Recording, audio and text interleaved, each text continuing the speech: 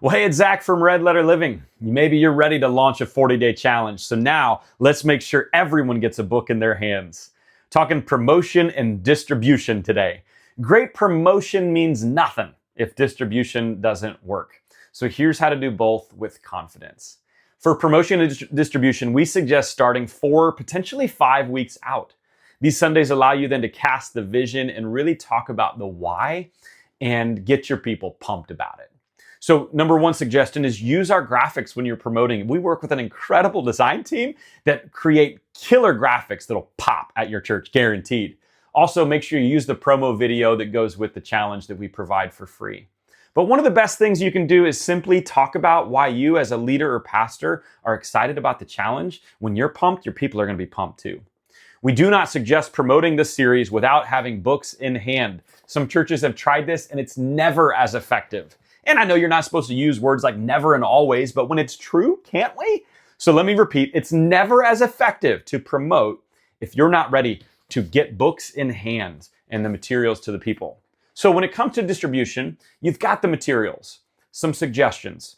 Don't do sign-up sheets. When people are excited, again, put the book in their hand that day. And there are 2 proven approaches that work really well and one that doesn't. So let me share those with you. When it comes to distribution, the most common approach is what I call the shared cost donation strategy, where the church will invest and buy the books up front, and then when they promote it, they offer it to their people for a $5, maybe $10 price point, and they use the word suggested donation. Many churches make most of their upfront investment back by adding things like, hey, the books cost us this amount, but as a church, we're leading the way with generosity, giving them to you for a $5 suggested donation. But if you want to pay the full price or even help the church recoup its cost, or maybe you want to buy books for several others that might not be able to afford this suggested donation, this is a generous approach that also gets some skin in the game for the people that has great results. 2 is the free book model, where the church will cover everything and they'll give them to their people for free. It's extremely generous, which I don't think you can go wrong ever by being generous. But many churches will do this. They'll use these books as an evangelistic tool. They might throw an invite card to opening Sunday of the 40-day challenge inside the book and then tell their people to find a neighbor or find a friend and give them this book and use it to invite them to church. We've seen so many churches actually grow their worship attendance this way. There was a church in Florida that went from 100 to 150 and stayed that way after, and then now they're well over 200 as they're doing challenges every year. The strategy that we do not suggest is trying to sell them full price. We've even seen some churches charge more or higher than retail to make their money back. I'm like, come on. You will not get as much participation if you go this route. In fact, let me share some numbers with you. If you take the shared cost donation strategy, we always base these numbers, by the way, on a 1 Sunday worship attendance. You can expect to buy and distribute 100% of a 1 Sunday attendance. And so if you worship 500 people and you stick with our strategy, you should see about 500 books in people's hands.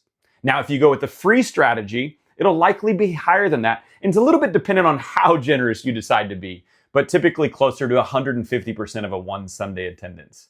And if you go with the, we're going to make our money back and sell them for more than we got them, well, you're going to see closer to 50 to 60% of the people on a 1 Sunday worship attendance. And so that's really a great question for ministry teams, is knowing this, knowing these numbers, knowing it's an investment, but per person, it may just be a handful of dollars investment, and you can get a lot more people engaged. You decide what's best. Many churches will find a donor to help offset the costs, or maybe have money left over in their discipleship or small group budget that they can throw towards this to help them become generous. Now, one of the really great reasons as well to promote and distribute for weeks in advance is you can gauge the Sundays leading up to launch Sunday if you're going to have enough books on that day or if you're going to need to reorder. I'll talk about more what happens when you don't have enough or you have too many books in video 8 as we look at some customer service related questions that pop up a lot. But there's kind of nothing worse from a customer experience side of wanting to get in the challenge, but the church not having enough supplies. So that's the books. We've also got other things to order like wristbands and shirts.